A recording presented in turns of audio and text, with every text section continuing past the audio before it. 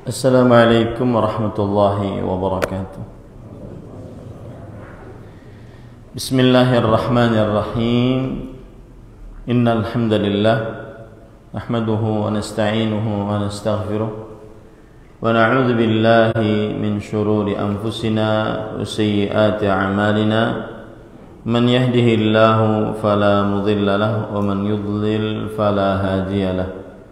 وأشهد أن لا إله إلا الله وحده لا شريك له وأشهد أن محمدا عبده ورسوله يا أيها الذين آمنوا اتقوا الله حق تقاته ولا تموتن إلا وأنتم مسلمون يا أيها الناس اتقوا ربكم الذي خلقكم من نفس واحدة وخلق منها زوجها وبث منهما رجالا كثيرا ونساء واتقوا الله الذي تساءلون به والأرحام إن الله كان عليكم رقيبا يا أيها الذين آمنوا اتقوا الله وقولوا قولا سديدا يصلح لكم أعمالكم ويغفر لكم ذنوبكم ومن يطع الله ورسوله فقد فاز فوزا عظيما أما بعد فإن أصدق الحديث كتاب الله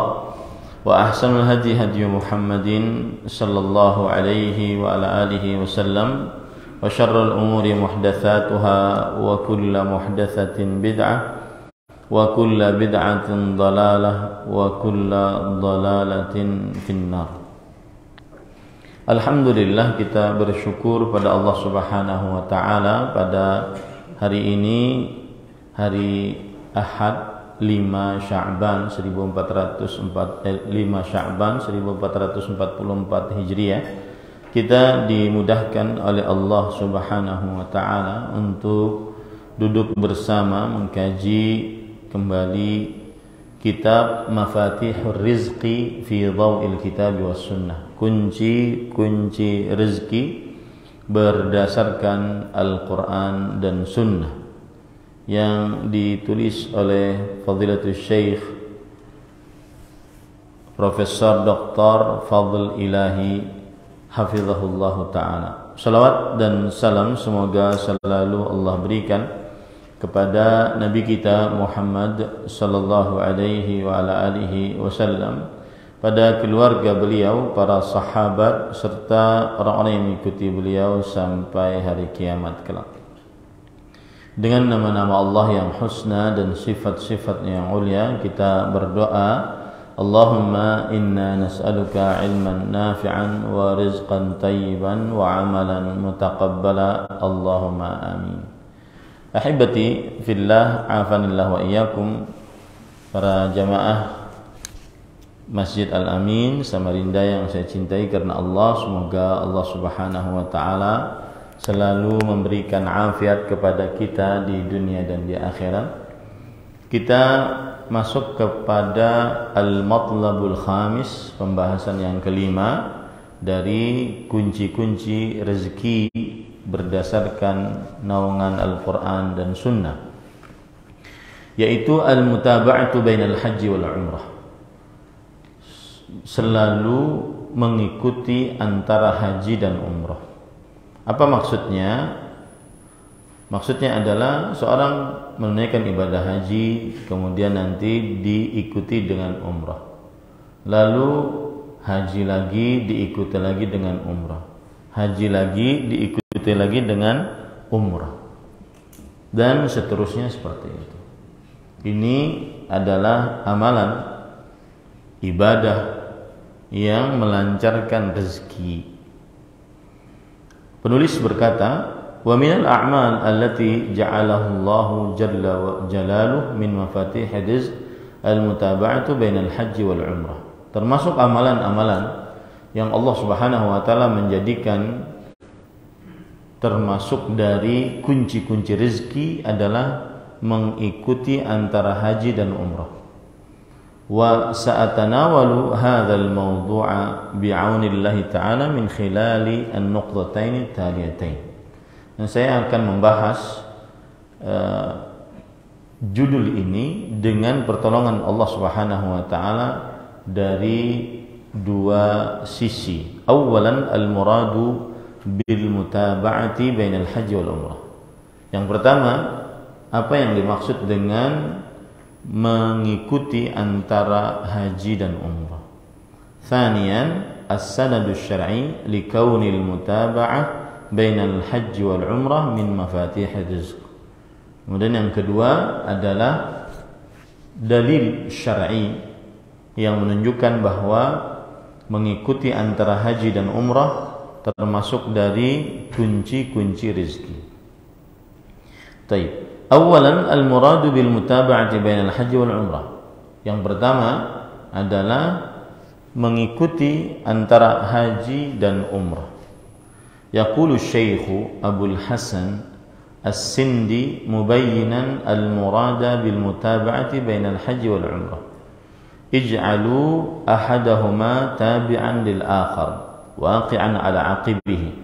Ay idza hajajtum fa'tamiru wa idza i'tamartum fahujju fa innahuma muta'abi'ani atau muta'aqibani. Berkata Abdul Hasan As-Sindi. Siapa beliau ini? Imam As-Sindi adalah seorang ulama hadis yang memberi catatan kaki terhadap Sunan An-Nasa'i rahimahullahu ta'ala.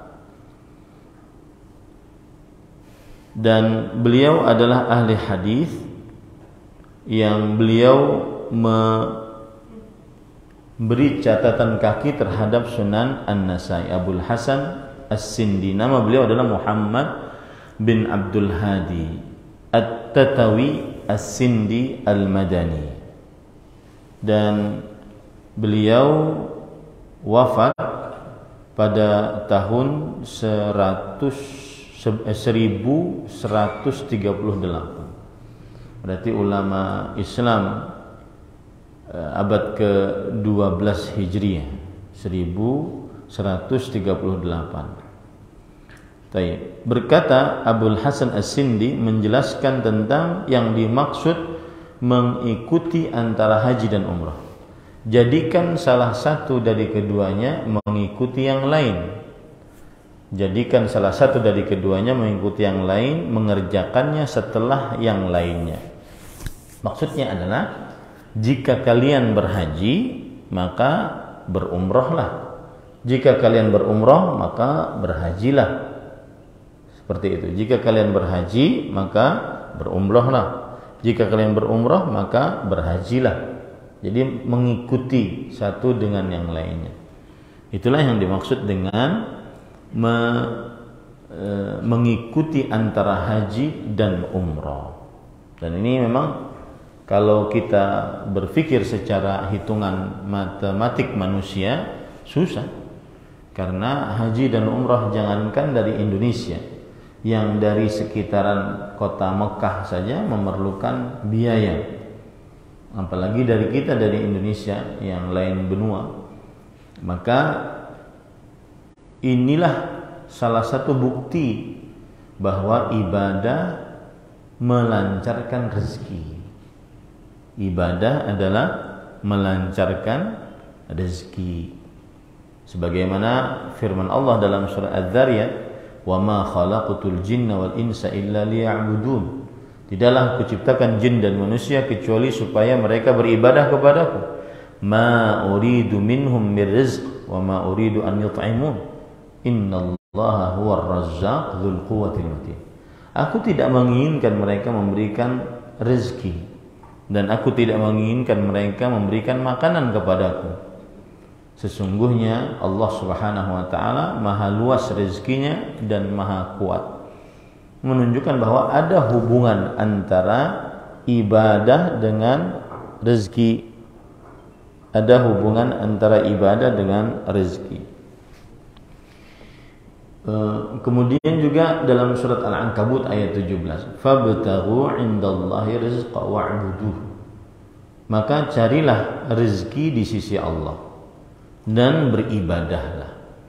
Kata Imam Ibnu Utsaimin rahimahullah, fihi dalilun ala anna al-ibadah min talabir rizq. Di dalam ini terdapat dalil bahwa ibadah termasuk dari mencari rezeki. Jadi sebagaimana Bapak usaha keluar rumah untuk mencari rezeki, salah satu jenis mencari rezeki juga adalah ibadah.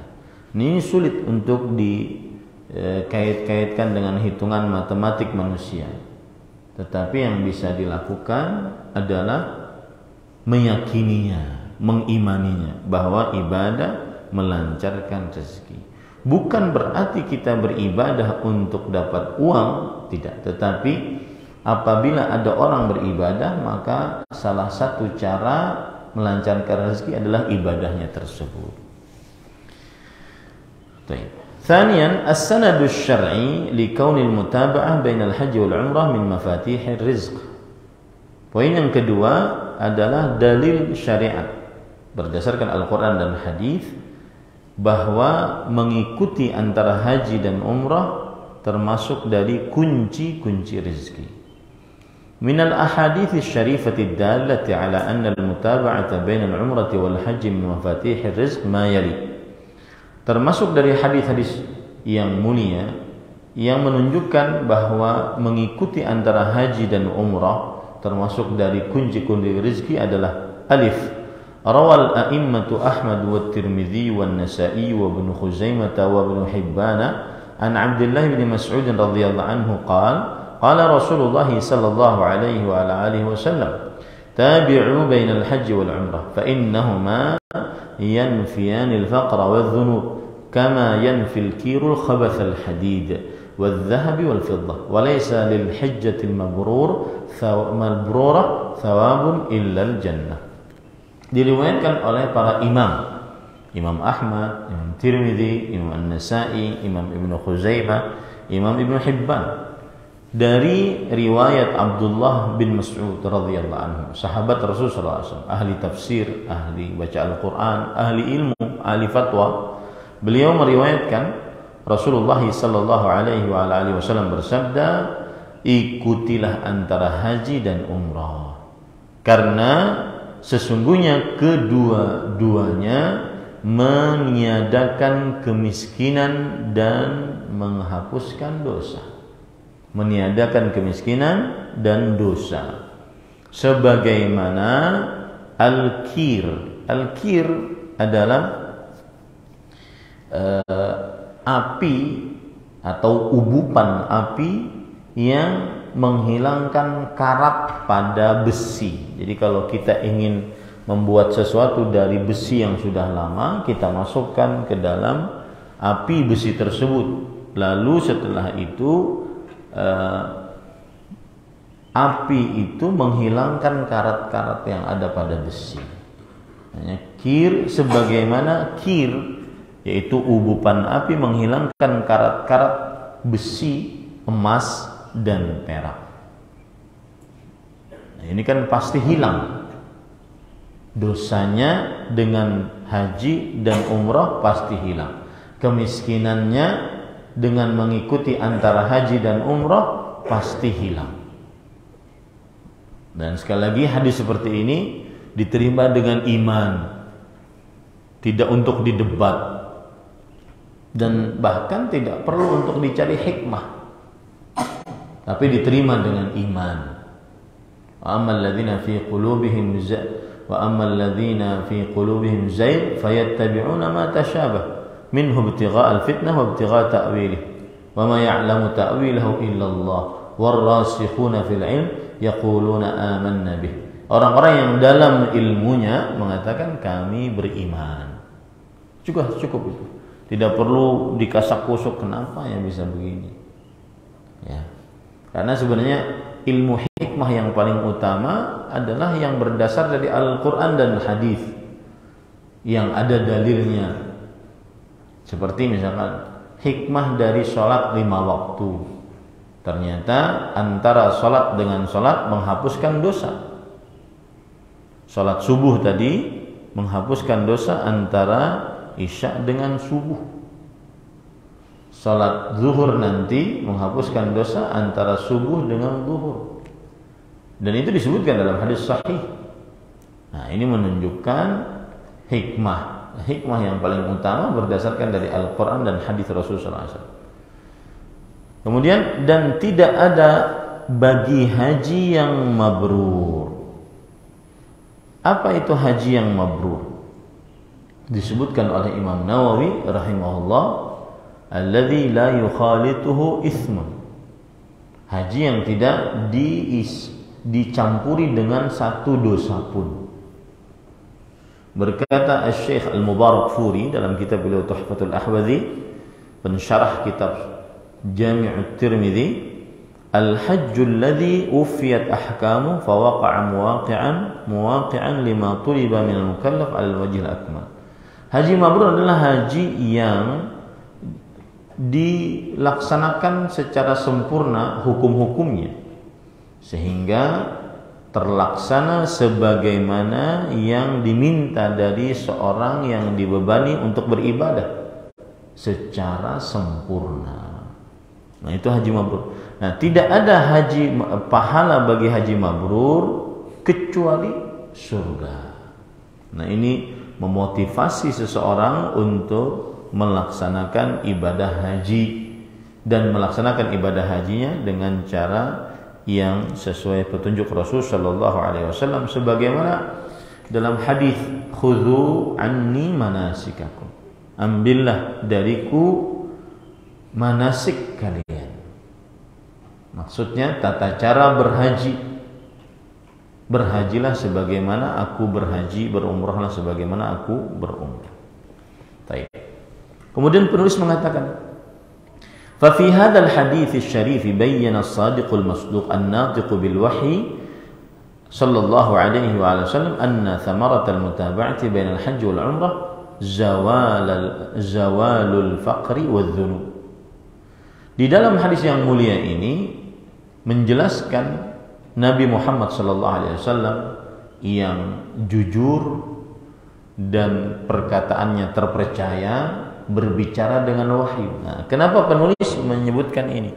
Karena ini kan hal gaib gitu, susah dihitung ya dengan hitungan matematik manusia. Makanya beliau menyebutkan dengan seperti itu. Nabi Muhammad SAW yang jujur dan perkataannya dipercaya, kemudian berbicara dengan wahyu sebagaimana ayat Al-Quran, wa ma yantiqu 'anil hawa in huwa illa wahyu yuha. Dan beliau tidak mengucapkan dengan hawa nafsu, tetapi itulah wahyu yang diwahyukan. Beliau menjelaskan bahwa buah manis mengikuti antara haji dan umrah adalah hilangnya kemiskinan dan dosa-dosa.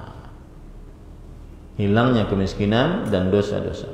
Kalau dosa-dosa mungkin kita bisa memikirkannya mudah, karena di dalam ibadah umrah atau ibadah haji banyak sekali amalan-amalan yang menghapus dosa. Di antaranya mengusap hajar aswad atau mencium hajar aswad atau mengusap rukun yamani, itu menghapus dosa. Inna mashahuma yahuttanil khataya. Sesungguhnya mengusap keduanya menghapuskan dosa-dosa. Di antaranya mengucapkan talbiyah, dijanjikan surga. Jadi ini kita bisa pahami mungkin kalau dosa. Kalau miskin itu yang susah dipahami. Mengikuti antara haji dan umrah menghilangkan kemiskinan, padahal biaya haji dan umrah mahal, memiskinkan orang dalam pandangan manusia. Tapi dalam pandangan iman malah menghilangkan kemiskinan. Waqad anwana al-Imam Ibn Hibban rahimahullah ala hadzal hadits fi sahihi biqaulih dzikruna fil hajj wal umrah adz-dzunuba wal faqr 'anil muslim bihima. Imam Ibn Hibban rahimahullah taala memberikan bab di dalam kitab sahihnya, ya. Beliau ini ulama Islam, Imam Ibn Hibban, ulama Islam abad keempat Hijriyah, wafat pada tahun 354 Hijriyah, mempunyai kitab hadis namanya Sahih Ibn Hibban. Nah, Imam Ibn Hibban menulis bab setelah dalam menyebutkan hadis ini, beliau menulis bab riwayat yang menyebutkan hilangnya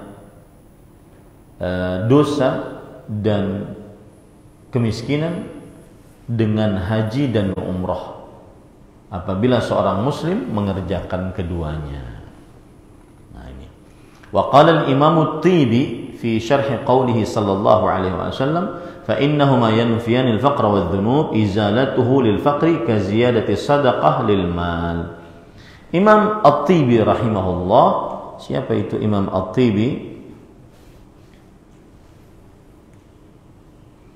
Imam at-Tibi rahimahullahu taala, Imam at-Tibi adalah ulama Islam abad ke-8 Hijriyah, ya, Syarafuddin at-Tibi. Abad ke-8 Hijriyah. Namanya Al-Husain bin Abdullah at-Tibi. Beliau berkata di dalam menjelaskan hadis ini bahwa haji dan umrah kedua-duanya menghilangkan kefakiran dan dosa. Maksudnya izalatuhu lil faqri, menghilangkan kefakiran, kaziyadati sadaqah lil mal, seperti menambahkan harta saat disedekahi. Nah, ini juga susah untuk dihitung dengan hitungan matematik manusia. Sedekah semestinya mengurangi harta. Itu hitungan matematik manusia. Hitungan Allah Subhanahu wa taala, sedekah melimpah ruahkan harta. Ya mahaqullahu riba wa yurbis sadaqah. Allah menghancurkan harta riba dan menambah harta yang disedekahi. Allah berfirman juga, "Matsalul ladzina yunfiquna amwalahum fi sabilillah kamatsali habbah ambatat sab'a sanabila fi kulli sumbulatin mi'atu habbah wallahu yudha'ifu liman yasha wallahu wasi'un 'alim." Perumpamaan orang-orang yang berinfak di jalan Allah Subhanahu wa taala seperti satu biji, kamatsali habbah ambatat sab'a sanabil, yang menumbuhkan 7 bulir. Kemudian dari 7 bulir ini, sanabil fi kulli sumbulatin mi'atu habbah, dari 7 bulir ini melahirkan 700. Jadi kali 100 setiap satu dari 7 tersebut. Kemudian dilipatkan lagi sekehendak Allah Subhanahu wa taala. Nah, inilah yang dikatakan oleh Imam At-Tibi rahimahullah bahwa kemiskinan hilang dengan umrah dan haji, sama pembicaraannya seperti harta bertambah karena disedekahi. Begitu ya, paham ya? Pembicaraannya adalah sama. Kemiskinan hilang karena umrah dan haji sama dengan harta bertambah karena disedekahi. Ini susah diterima dengan hitungan matematik manusia, tapi diterima dengan iman. Kemudian dalil yang kedua, wa minha ma rawal Imam An-Nasa'i an Ibnu Abbas radhiyallahu anhu qala Rasulullah sallallahu alaihi wasallam tabi'u bainal haji wal umrah fa innahuma yanfiyani al-faqra wadh-dhunuba kama yanfi al-kiru khabath al-hadid fa 'ala ar-raghibina fi nafi al-faqri wadh-dhunub anhum al-mubadarah ila al-mutabah bainal haji wal umrah. Dalil yang kedua, hadis yang diriwayatkan oleh Imam An-Nasa'i dari Abdullah bin Abbas radhiyallahu anhu, beliau berkata, Rasulullah sallallahu alaihi wasallam bersabda, ikutilah antara haji dan umrah, karena sesungguhnya kedua-duanya menghilangkan kemiskinan dan dosa, sebagaimana ubupan api menghilangkan karat pada besi. Ini hadisnya hampir sama, cuma beda sahabatnya saja. Nah, makanya sering ditanyakan, Ustaz, mana yang lebih didahulukan, bangun rumah atau buka usaha atau haji dan umrah? Uangnya terbatas, maka mana yang pian pilih? Berdasarkan hadis ini semestinya memilihnya adalah haji atau umrah. Kenapa demikian? Karena dia bisa mendatangkan modal kembali. bahkan lebih banyak. Tapi Ustaz, kami cuma bisanya umrah. Kan di sini mengikuti antara haji dan umrah. Maka jawabannya adalah jika tidak bisa seluruhnya, kerjakan salah satu dari keduanya. Karena mengikuti antara haji dan umrah adalah bisa dilaksanakan salah satunya. Dan saya tidak pernah mendapati ada orang habis umrohan kemudian tekor bandar. Enggak ada ceritanya. Ya, karena hadis Rasul sallallahu alaihi wasallam. Jadi ini sudah terjawab. Kalau seandainya ada uang terbatas bisa digunakan umroh. Dan tetapi ingin memulai usaha. Maka jawabannya yang mana didahulukan? Berumrahlah. Berumrahlah. Karena di sana seseorang bisa berdoa di Masjidil Haram, di tempat-tempat mustajab, dia bisa berdoa kepada Allah Subhanahu wa taala. Nah, al-matlabus sadis,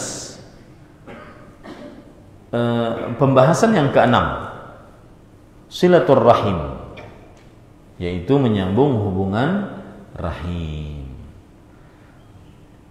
Wa min mafatihir rizqi silaturrahim, dan termasuk dari kunci pelancar rezeki adalah menyambung rahim.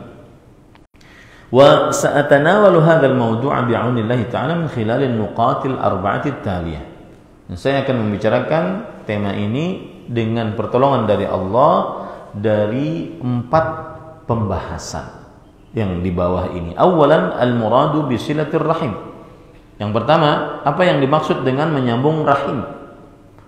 Thaniyan as-sanadu syar'i li kauni silatir rahimi min mafatihir rizq. Dalil-dalil syariat yang menunjukkan bahwa menyambung rahim termasuk kunci pelancar rezeki. Tsalitsan bimada takunu silatur rahim. Yang ketiga, dengan apa tersambung rahim?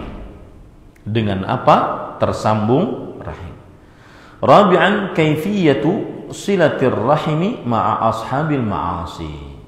Yang keempat, bagaimana cara menyambung rahim dengan para pelaku maksiat. Ya.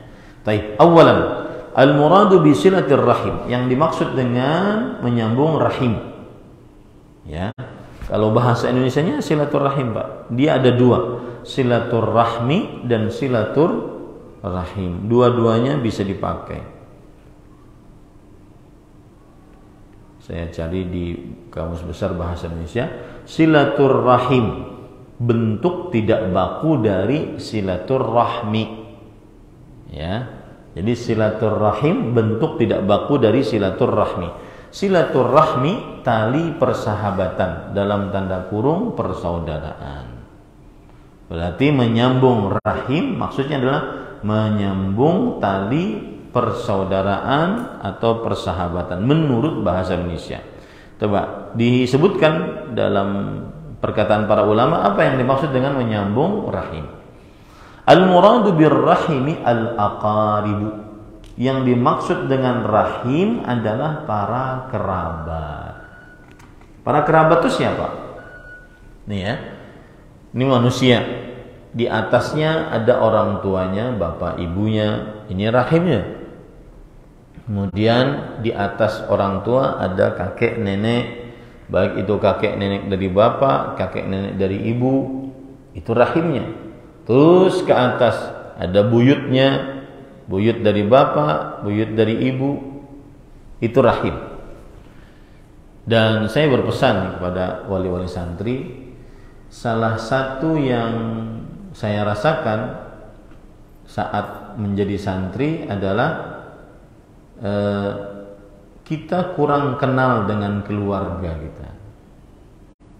Ya, makanya saya sering kalau lagi santri mau pulang Ramadan, mau liburan, saya nasihatkan agar orang tuanya mengajak santri tersebut untuk bersilaturrahim, menyambung rahim. Ya, karena dia kan di pesantren dan dia baru melek, baru sadar itu kan orang setelah SD, karena habis mumayyiz. Ya, mumayyiz itu kelas 7 ke atas gitu. Sedangkan kelas 7 ke atas setelah umur 12 tahun dia ke pesantren, dia kurang banyak tahu. Ya. Saya pribadi tahu dari keluarga bapak, tahu Ahmad Zainuddin bin Kasful Anwar bin Sukir bin Samloko. Itu kan dari bapak. Kemudian kalau dari bapak dan kakek. Kalau dari bapak dan nenek siapa? Nah, itu harus tahu bapak dan nenek. Misalkan Ahmad Zainuddin bin Kasful Anwar. Ini Kasful Anwar bapak saya, anaknya perempuan siapa namanya? Nenek saya tuh. Ya. Itu harus tahu tuh nenek. Kemudian siapa bapak dari nenek tersebut, ya. Nah, seperti itu. Dikenalkan anak-anak kita. Belum lagi ibu itu. Kalau ibu Ahmad Zainuddin bin Nur Sa'adah. Ibu saya namanya Nur Sa'adah bin Muhammad Idham bin, yang dikenal di Banjarmasin Muallim Daham, Tuan Guru Daham. Jadi dari ibu. Nah, itu baru bapaknya ibu, belum ibunya ibu. Nah, kenalkan itu. Ya. Kenalkan kepada anak-anak kita. Kemudian ke bawah rahim kita anaknya laki-laki atau perempuan. Terus cucunya laki-laki atau perempuan. Terus ke bawah. Kemudian samping saudara, saudari, kakak, adik. Belum lagi saudara, saudari sekandung. Belum lagi saudara, saudari sebapak. Karena mungkin bapaknya poligami. Belum lagi saudara-saudari seibu. Nah, ini harus dikenalkan. Kalau keluarga besar harus dikenalkan. Belum lagi keponakannya. Nah, itu rahim juga tuh. Rahim, keponakan. Anak dari saudara laki-laki. Atau anak dari saudari perempuan. Baik laki-laki ataupun perempuan. Nah, itu rahim kita itu, rahim manusia ini. Terus nanti ke atas tapi ke samping. Siapa itu? Paman. Paman dan bibi. Paman dan bibi adalah saudara atau saudari bapak. Atau ke kiri, paman dan bibi saudara saudari ibu. Nah, kalau saya ingin cerita, kurang mengenalnya adalah dari ibu, karena dekatnya dengan keluarga bapak. Kurang mengenalnya dari saudari ibu. Tapi setelah ada yang meninggal dari dari anak, kakek dari ibu, maka saya paham raitannya. Dan itu ditulis. Itu termasuk daripada syariat Islam. Kita mengenalkan dan kenalkan anak-anak kita terhadap syariat tersebut. Itu menunjukkan bahwa kita ini keturunan yang memang bersih dari perzinahan. Memang keturunan yang bersih dari perzinahan, dan itu sebuah kemuliaan. Nabi Muhammad, para nabi laisu min auladis sifah. Para nabi bukan dari anak-anak hasil zina. Makanya keturunannya jelas. Ya. Nah, ini kenalkan. Maka di sini disebutkan al-muradu birrahim al-aqarib. Yang artinya yang dimaksud dengan rahim adalah para kerabat. Nah, kerabat tadi siapa? Tadi yang saya sebutkan. Berarti anak paman, sepupu. Ya, itu kerabat jauh. Dia bukan mahram. Bisa dinikahi. Ya, bisa dinikahi. Dan saya terkesan kalau dengan sebagian syekh di Arab Saudi, mereka itu kadang-kadang sangat dekat dengan keponakannya berhasil S1. Oh, Afwan Ahmad, kita kumpul di rumah keponakan saya. Ada apa syekh? Ini lagi menyelesaikan kita makan-makan menyelesaikan, karena dia sudah menyelesaikan S1. Kita makan-makan di rumah. Jadi dekat, karena memang keponakan itu seperti anak sendiri. Dan paman atau bibi itu seperti ayah dan ibu. Dan Rasulullah SAW bersabda akan hal itu. Al-khalah bimanzilatil Bibi itu seperti kedudukannya ibu. Bibi ini maksudnya bibi siapa? Yaitu saudari ibu. Itu seperti ibu. Ya, saya dulu ketika mama rahimahullah meninggal 2015, maka tidak ada lain kerjaan saya kepada adik beliau kandung ke sana. Setelah yang ini meninggal, maka kepada adik beliau yang lain perempuan. Maka ulun dekat dengan acil dekat bang. Meskipun yang ini beda ibu, satu bapak. Ya. Ahmad Zainuddin bin Nur Sa'adah bin Muhammad Sabri bin Mu'alim Daham. Nah, itu. Seperti itu. Jadi kenalkan anak-anak kita. Ini tugas para orang tua, mengenalkan anak-anak kita kepada rahim-rahimnya. Qala al-Hafidz Ibnu Hajar ar-Rahim bi fathir ra wa kasril ha al-muhmalah. Nah, ini. Lihat bagaimana orang dulu memberi harokat ya. Ar-Rahim dengan cara ro-nya diberikan harokat fathah, ro. Kasril ha. Kemudian ha-nya diberikan harokat kasrah, rahim. Rahim. Kemudian mimnya tanpa tasdid. Nah, begitu orang dulu memberikan harokat pakai ngomong. Rahim. Jadi bukan rahmi tetapi rahim.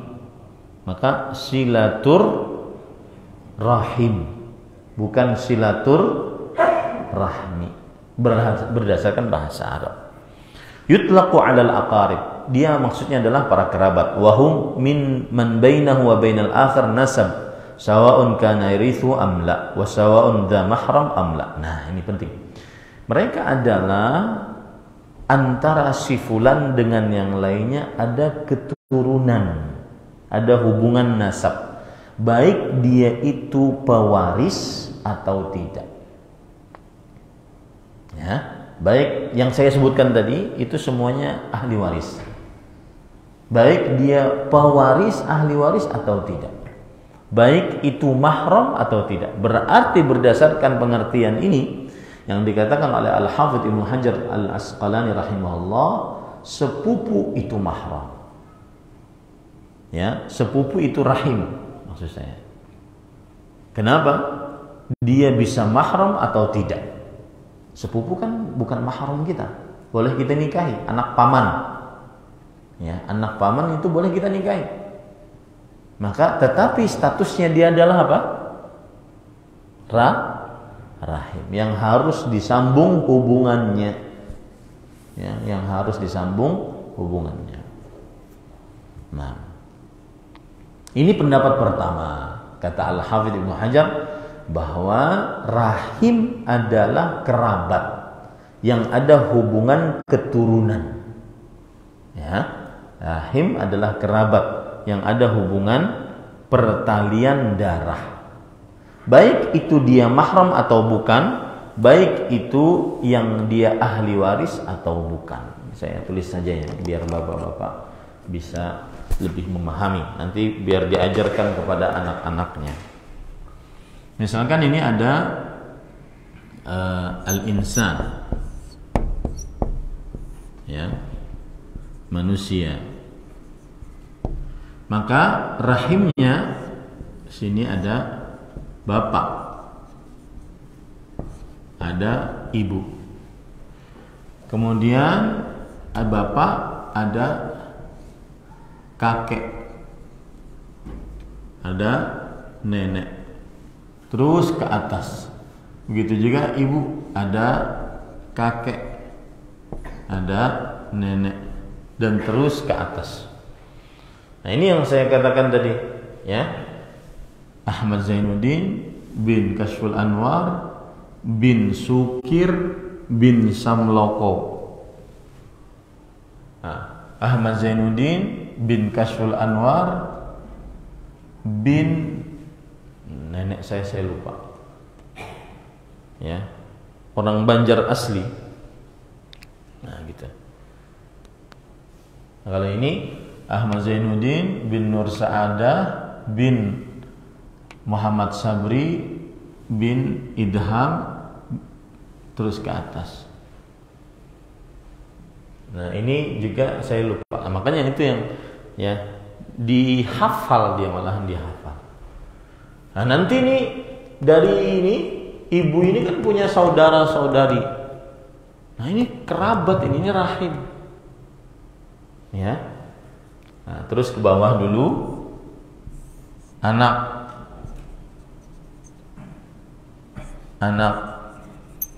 laki-laki, perempuan. Kemudian cucu laki-laki, cucu perempuan. Cucu dari anak perempuan, laki-laki, cucu perempuan. Kemudian selanjutnya adalah saudara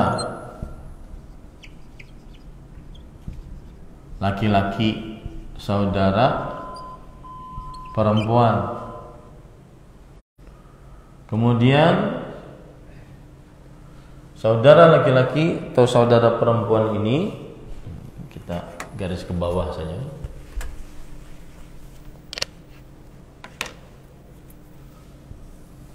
Ya. Saudara laki-laki, saudari perempuan. Nanti ada anak, keponakan laki-laki, keponakan perempuan. Ini sama juga, keponakan. Nah, ini mahram semua. Dia rahim dan mahram. Ponakan perempuan, keponakan laki-laki. Nah, nanti di sini ada paman dan bibi. Paman, kemudian bibi. Paman berarti bapak dari saudara laki-laki dari bapak. Bibi berarti saudari perempuan dari bapak. Ini juga seperti itu. Ya, paman dan bibi. Nah, ini masih mahram ini. Masih mahram ke sini. Ini masih mahram ke sini. Tetapi ketika paman ini punya anak, ya, sepupu, laki-laki, sepupu perempuan. Ini juga sepupu laki-laki, sepupu perempuan. Nah, ini bukan mahram. Ya, ini bukan mahram, tetapi dia rahim. Ya, seperti itu. Nah, sama juga ini kasusnya seperti tadi. Keponakan sepupu laki-laki dan perempuan. SPP perempuan, SPP laki-laki.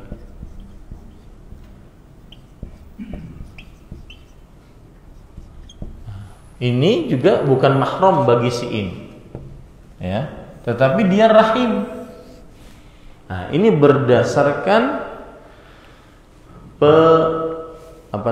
berdasarkan pendefinisian yang pertama, bahwa rahim adalah yang mempunyai hubungan pertalian darah. Kalau pertalian pernikahan bagaimana? Enggak. Bukan rahim. Ya, tetapi dia hubungan pertalian pernikahan. Tapi pertalian pernikahan siapa aja? Misalkan nih, ya, istri, kemudian mertua laki-laki, mertua menantu laki-laki, ya, kemudian anak tiri laki-laki. Nah, ini mahram bagi si ini. Kalau dia perempuan, maka mertua laki-laki ini mahramnya. Kalau menantu laki-laki ini perempuan, ini mahram. Anak tiri laki-laki ini mahram. Kemudian ada 4 ya. Mertua, menantu, kemudian suami. Ya, kalau dia perempuan di situ adalah mahramnya. Nah, ini pertalian pernikahan, bukan pertalian darah. Tapi yang kita maksud tadi pertalian pernikahan, pertalian darah. Wa qila humul maharim. Ada lagi yang mengatakan pendapat kedua, rahim itu adalah yang mahram-mahram saja selain yang berwarna merah tadi. Wal awal huwa murajjah, dan pendapat yang pertama itu yang lebih dikuatkan. Rahim berarti ini kaidah, rahim lebih luas daripada mahram. Paham ya? Rahim lebih luas daripada apa? Mahram. Nah, li'anna tsaniya yastalzimu khurujul auladil a'mab wa auladil akhwal min dzawil maharim wa laysa kadzalik. Karena pendapat yang kedua, sepupu itu keluar dari rahim, dan bukan demikian. Sepupu rahim meskipun bukan mahram. Sepupu rahim. Dan ini merupakan akhlak Islami, dekat dengan sepupu. Ya, meskipun bukan mahram, tapi dekat dengan sepupu. Nah, kemudian penulis mengatakan wasilatur rahimi kama yaqulu al-mulla Ali al-Qari kinayatun anil ihsan ilal aqrabin min dhawin nasab wal ashar wat ta'attuf alaihim wa rifqi bihim wa ri'ayatu li ahwalihim. Nah, bagaimana cara menyambung rahim? Berkata al-Imam al-Mulla Ali al-Qari, ini ulama Islam, Ali al-Qari,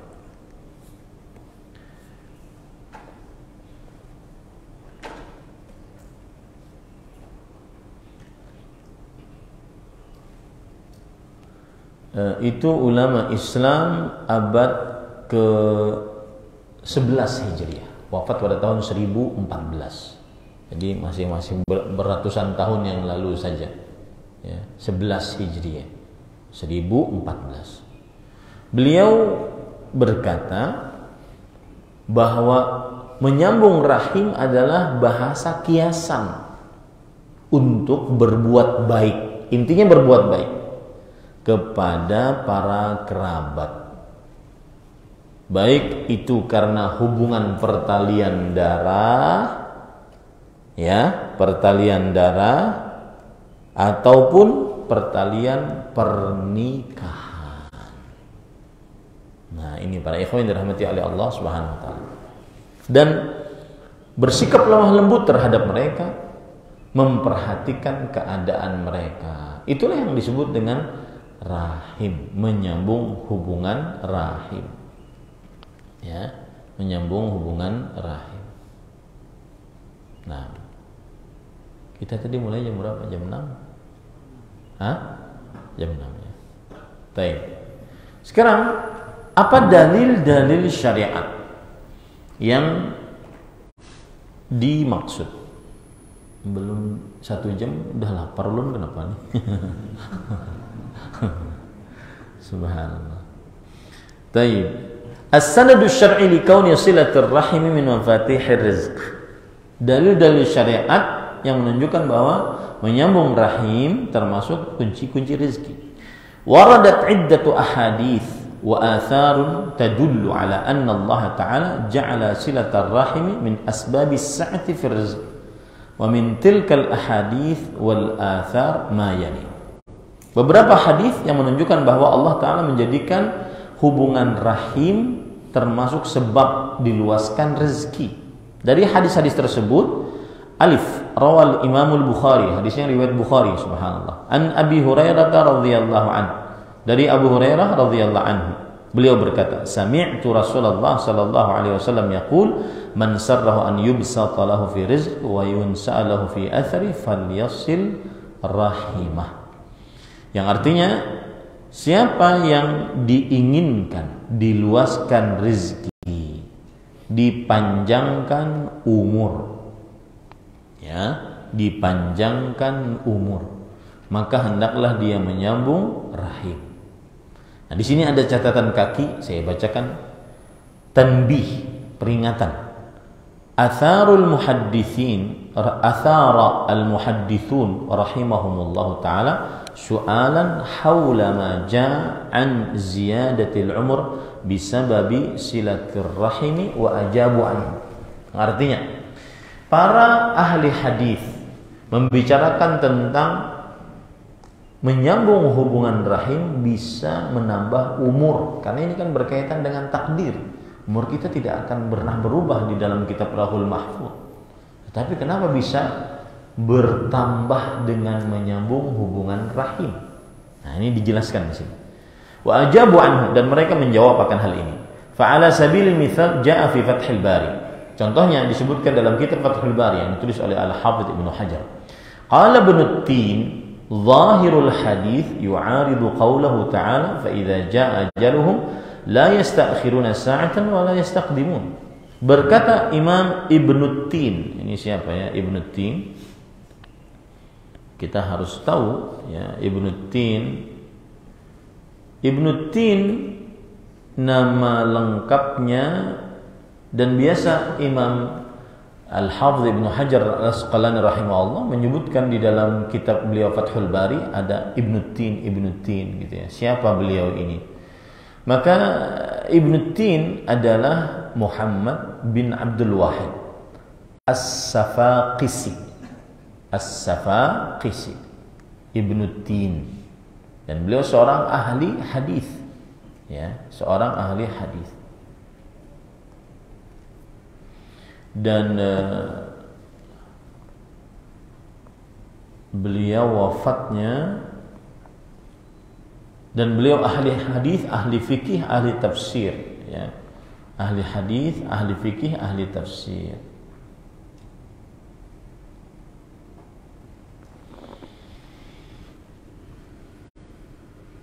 Nah, belum disebutkan wafatnya kapan, tapi sering disebutkan oleh Al-Hafidz Ibnu Hajar dalam kitab beliau Fathul Bari, Ibnu Tin.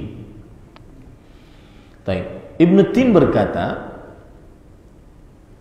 lahiriah hadis bertentangan dengan firman Allah, fa idza jaa ajaluhum la yasta'khiruna sa'atan wa la yastaqdimun. Yang mana ayat berbunyi, jika datang ajal mereka maka tidak pernah terlambat, walau sekejap mata pun tidak pernah terlalu cepat. Nah, ini kan seperti bertentangan dengan hadis menyambung rahim menambah umur. Ini gimana ceritanya? Baik. Jawabannya, wal jam'u bainahuma min wajhain. Mengumpulkan masalah ini, menjawab atas permasalahan ini dari dua sisi. Yang pertama, ahadihima anna hadhihi ziyadata kinayatun 'anil barakah fil umr bisababi at-tawfiq ila at-ta'ah wa imarati waqti bima yanfa'u fil akhirah wa siyanatihi an tadyi'ihi fi ghairi dhalik. Yang pertama, kata kuncinya, passwordnya adalah berkah. Jadi ketika umur bertambah, bukan nominalnya yang bertambah, tetapi apa? Berkahnya bertambah, kebaikannya bertambah, pahalanya bertambah. Kenapa? Karena dengan menyambung hubungan rahim, dia diberi petunjuk untuk taat. Dia mengisi umurnya dengan hal yang bermanfaat untuk kehidupan akhirat. Dia menjaga umurnya dari menyia-nyiakan waktu yang tidak bermanfaat. Nah, ini. Jadi password yang pertama, jawaban atas itunya adalah apa? Berkah.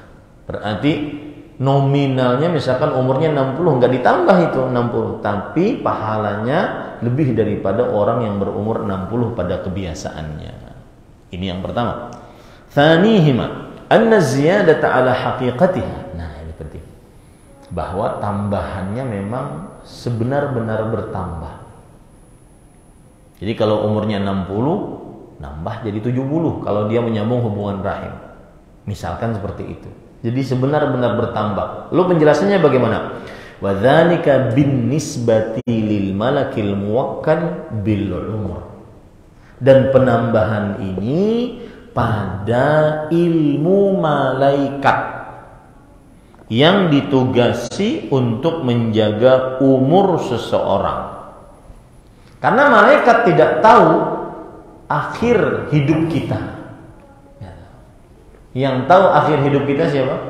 Allah Subhanahu wa taala. Karena itu ada ilmunya di dalam kitab Al-Lauh Al-Mahfuz. Jadi, ya, password yang kedua untuk menjawab pertanyaan tadi, bagaimana kok bisa menyambung hubungan rahim, menambah umur? Password yang kedua adalah malaikat.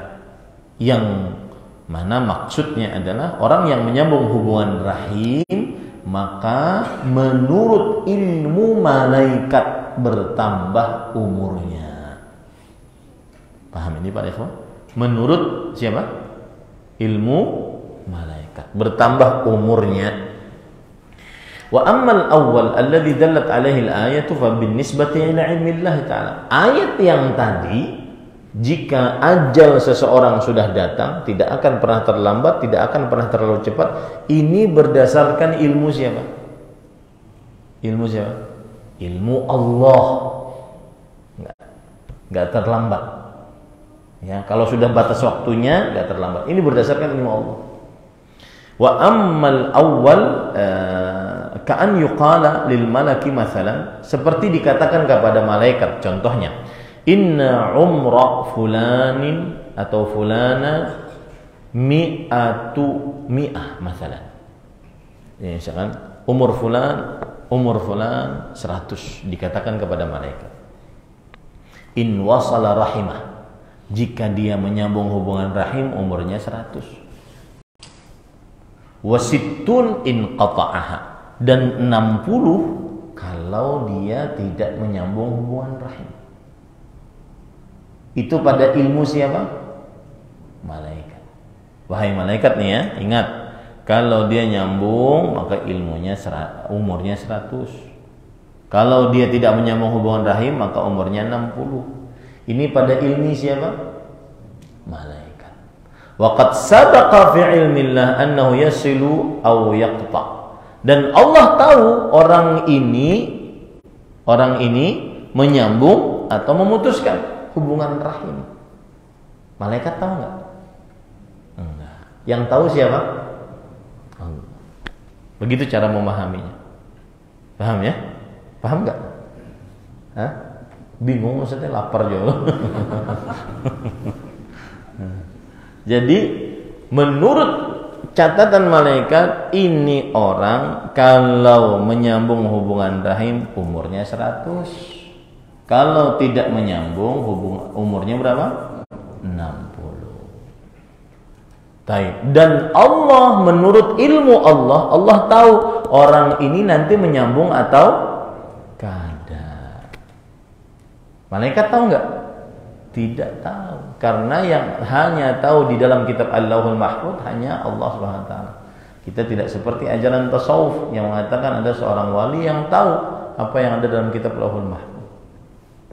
Nah, waqad falladhi fi ilmillah la yataqaddam wa yata'akhir. Yang di ilmu Allah tidak berkurang, tidak bertambah. Yang di ilmu Allah tidak berkurang, tidak bertambah. Walladhi fi ilmil malak huwa alladhi yumkinu fihi ziyadah wan naqs. Dan yang dalam ilmu pengetahuan malaikat, dia yang bisa bertambah, bisa berkurang. Kenapa? Karena Allah tidak beritahu endingnya kepada malaikat. Allah tidak beritahu endingnya manusia ini bagaimana, nggak diberitahu oleh Allah SWT. Wa ilaihil isyaratu biqaulih yamhullahu ma yasha wa yuthbit wa indahu umul kitab. Dan itulah yang diisyaratkan oleh Allah dalam firman-Nya, Allah menghapus sekehendaknya dan menetapkan sekehendaknya, dan di sisi Allah ada al-lauh al-mahfuz. Gitu ya. Fal mahwu wal itsbatu bin nisbati lima fi ilmil malak. Yang menghapus dan yang ditetapkan itu berdasarkan ilmunya siapa tadi? Para malaikat. Wa ma fi ummil kitab huwa alladhi fi ilmihi ta'ala fala mahu fihi al-batta. Adapun yang dalam kitab Lauhul Mahfuz tidak ada perubahan sama sekali. Ya, ini para ikhwan yang dirahmati oleh Allah Subhanahu wa taala. Di dalam bahasa kaidah, dalam bahasa akidah namanya al-qadha al-mubram, kemudian al-qadha al-mu'allaq.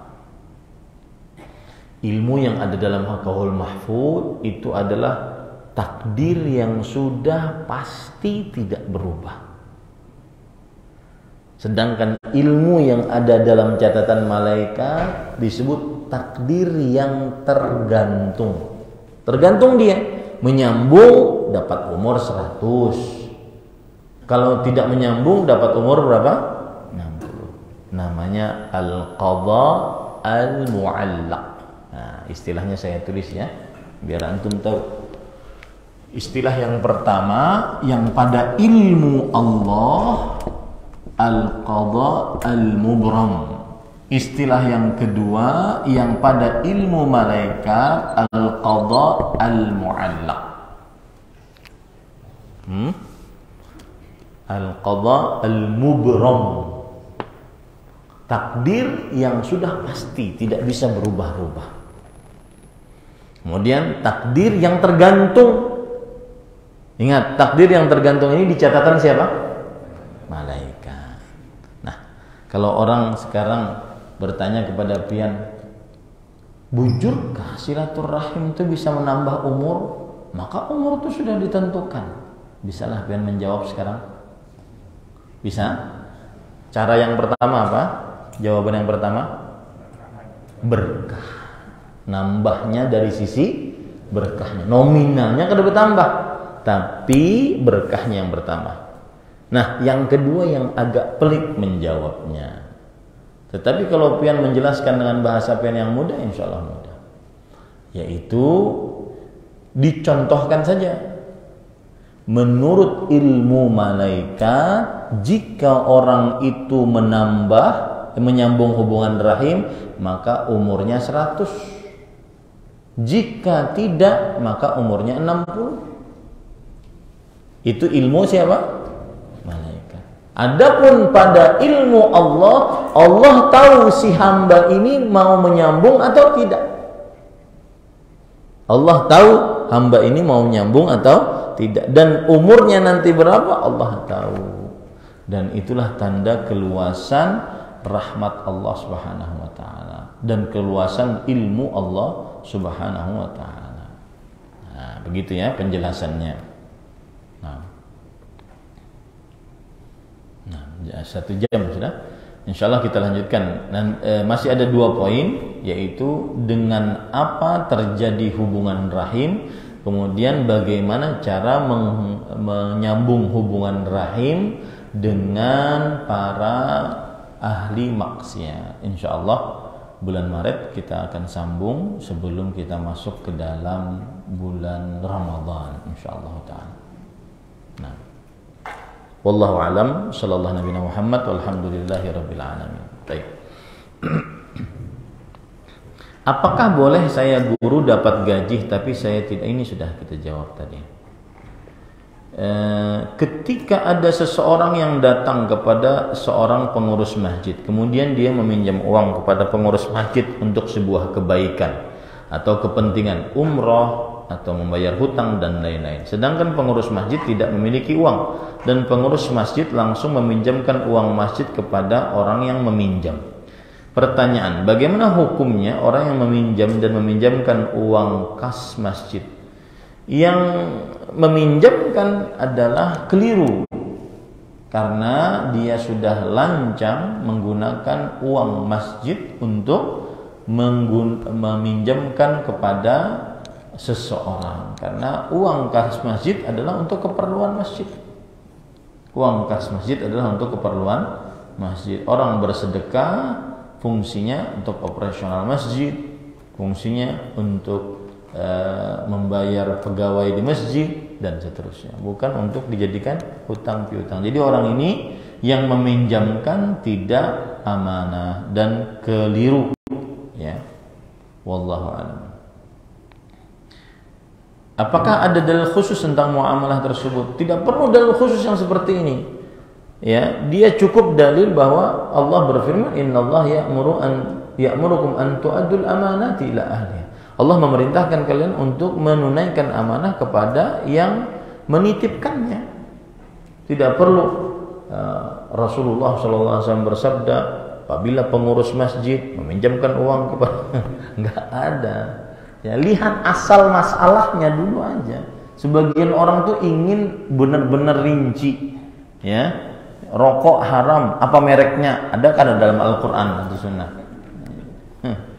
Enggak, lihat saja asal masalahnya apa.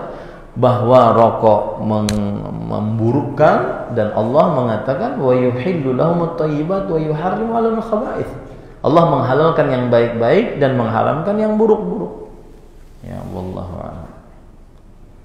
Kita ada biaya berlebih, sudah 2 kali haji dan umrah dan beberapa kali bersedekah. Bila ada biaya berlebih, memilih bersedekah lagi atau untuk haji dan umrah? Dua-duanya gawe. Mumpung berlebih, dua-duanya gawe. Ya, sedekah iya, haji dan umrah iya. Bawa ulun ke bapak juga.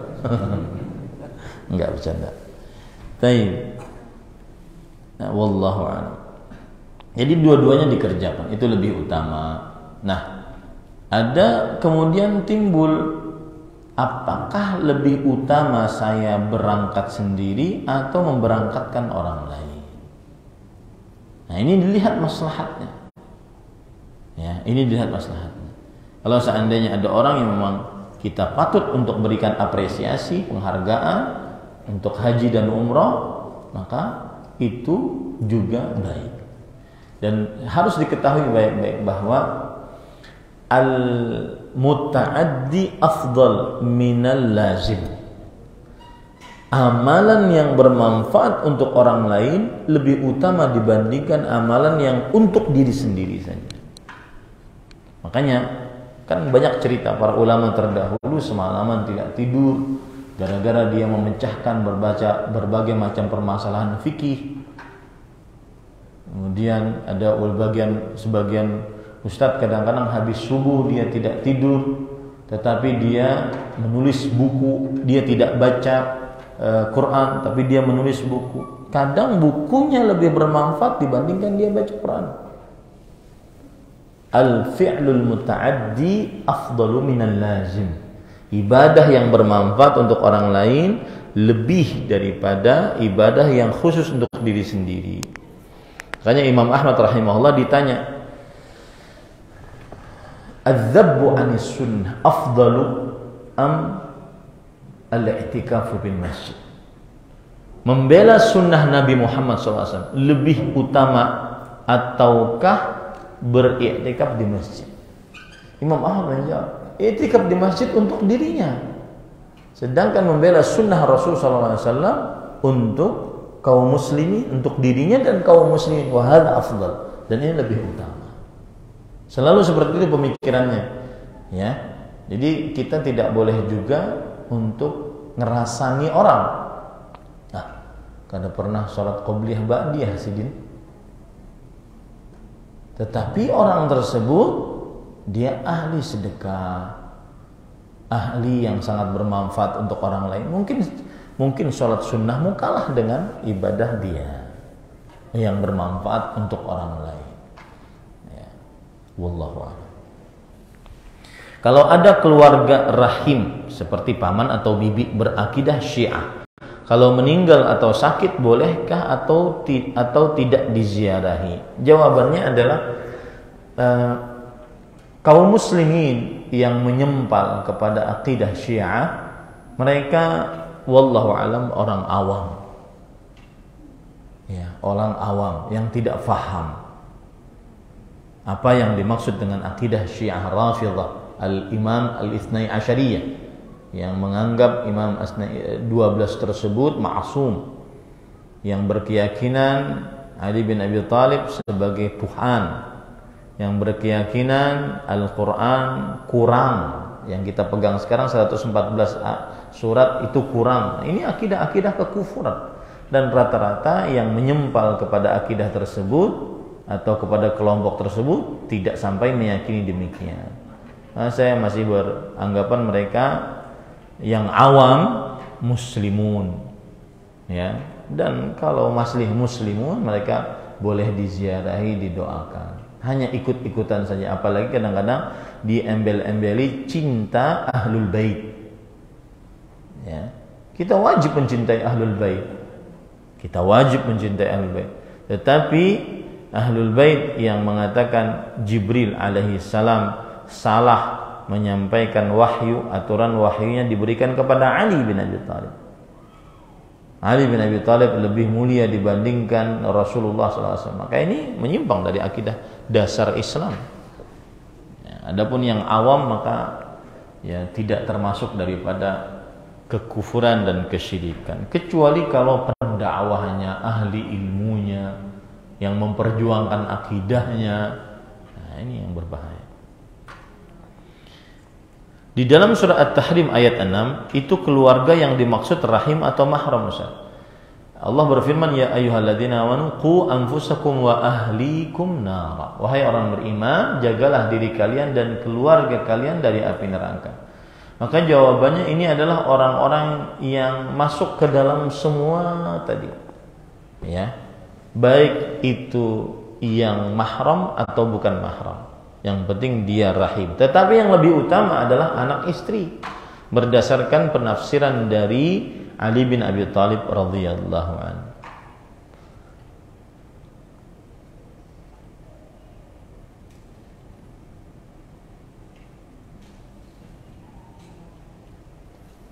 Baik. Bagaimana cara membayar puasa Ramadan bagi ibu melahirkan dan menyusui? Pertama, harus didudukkan dulu permasalahannya bahwa hukum berpuasa bagi ibu yang melahirkan dan menyusui tetap disyariatkan. Itu poin penting. Bagi ibu yang menyusui, ibu hamil dan menyusui, hukum berpuasa tetap disyariatkan. Kecuali yang tidak sanggup untuk berpuasa karena kelemahan pada dirinya, atau khawatir lemah pada janinnya, atau khawatir kedua-duanya, dirinya dan janinnya, maka pada saat itu dia boleh tidak berpuasa. Boleh tidak berpuasa. Rasulullah sallallahu alaihi wasallam bersabda, "Innallaha wada'a 'anil musafir wal hamili wal murdi syatras salah wassiyam." Sesungguhnya Allah membebaskan dari orang musafir, wanita hamil dan menyusui puasa. Membebaskan dari mereka puasa. Tapi asal hukumnya apa tadi? Tetap disyariatkan. Apa maksud saya? Jika wanita hamil dan menyusui merasa kuat, maka dia tetap disyariatkan puasa. Sah puasanya. Ya, sah puasanya. Dan ini pendahuluan ini penting agar mengurangi hutang saat hamil, saat menyusui ketika bulan Ramadan. Karena banyak kan hutangnya. Dan ini terjadi, saya Ummu Thuraya, istri saya, beliau hamil pas waktu bulan Ramadan, tapi beliau tetap puasa. Caranya adalah Sahur dengan baik dan sangat baik, sangat teratur. Gizi-gizi, serat-serat dikonsumsi saat sahur. Nanti tidak terlalu lapar dan tidak terlalu berbahaya untuk wanita yang hamil atau menyusui kalau sahurnya baik. Dan ini mengurangi apa? Mengurangi hutang. Ya. Kalau memang benar-benar tidak sanggup, maka silahkan, boleh untuk tidak berpuasa. Nah, sekarang yang jadi permasalahan, kalau wanita hamil dan menyusui tidak berpuasa, maka apa yang harus dia lakukan? Di sini khilaf di antara ulama. Wanita hamil dan menyusui ketika tidak puasa, dia dikategorikan sebagai orang apa? Apakah orang sakit yang akut dan bisa sembuh cepat? Ataukah orang yang sakit kronis yang susah sembuh? Kalau yang sakit akut yang bisa sembuh cepat, maka orang sakit akut yang bisa sembuh cepat, maka dia boleh tidak berpuasa pada hari itu dan dia qadha di lain hari. Kalau yang sakit kronis dan sulit diharapkan kesembuhannya, berarti dia membayar fidyah, memberi makan kepada fakir miskin. Ya. Maka wallahu alam, saya lebih condong kepada pendapat ulama yang mengatakan wanita hamil dan menyusui seperti orang sakit akut yang bisa sembuh cepat. Berarti dia cuma mengqadha saja, enggak bayar kafarat. Taib Ustaz, mengqadhanya ini banyak. Ya, kadang banyak, setengah bulan atau 1 bulan. Apalagi semenjak suami kada ulun izinakan poligami, sidin racap.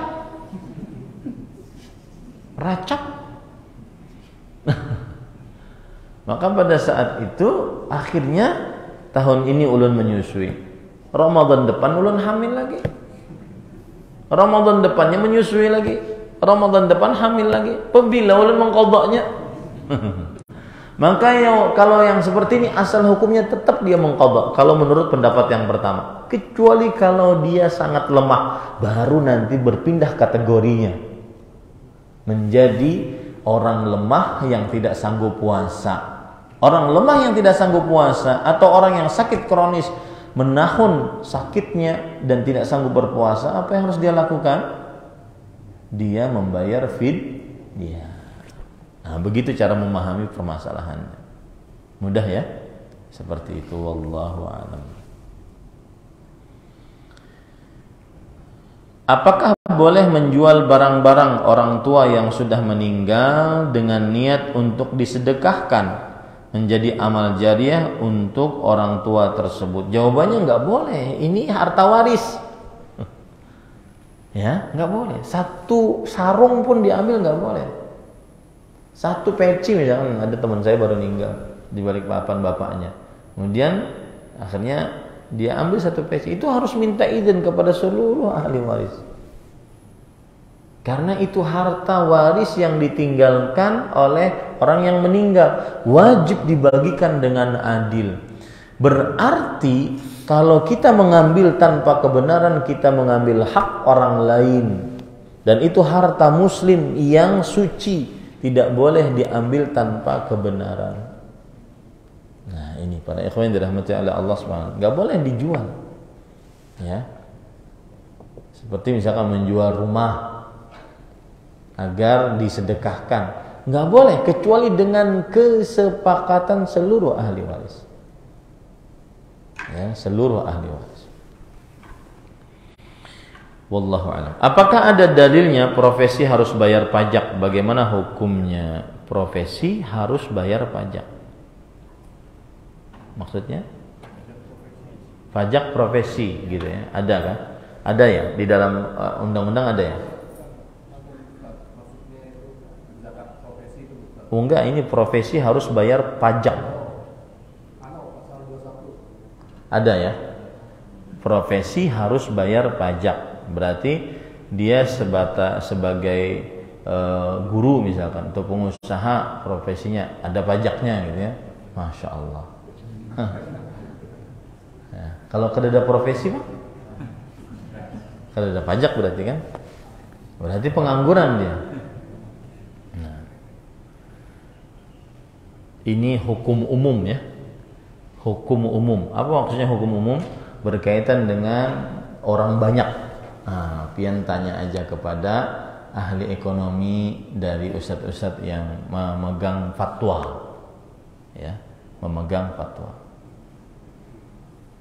Biar nanti mereka yang menjawab, ya, biar ulun tidak masuk ke dalam ruwaibidah, yaitu ruwaibidah itu adalah as-safih yatakallam fi amril 'ammah, orang bodoh dungu berbicara tentang permasalahan umum. Lebih baik biarkan ahlinya yang berbicara. Nah, ini sindiran saya kepada para komentator kadang-kadang di Facebook. Kan biasanya Ustadz bikin status, kemudian di komentar ada yang bertanya, kalau begini bagaimana Ustadz? Kemudian ada yang menjawab, Ustadz izin saya menjawab. Wah, mantap kan? Ya. Ini sindiran. Jadi ini hukum permasalahan umum, banyak dari berkaitan dengan orang banyak. Maka silahkan nyari fatwanya kepada ahli fatwa. Ya. Karena ada pembicaraan di dalam permasalahan pajak. Ya. Kemudian apakah dia haram mutlak, ataukah ada penjelasannya, ada rinciannya, dan seterusnya. Nah, ini pembicaraan yang umum untuk kebanyakan orang, maka biarkan ahli fatwa yang menjawabnya. Wallahu a'lam. Cukup kiranya ini yang bisa saya sampaikan. Wa sallallahu nabiyana Muhammad walhamdulillahirabbil alamin. Subhanakallahumma bihamdik asyhadu an la ilaha illa anta astaghfiruka wa atubu ilaik. Wassalamualaikum warahmatullahi wabarakatuh.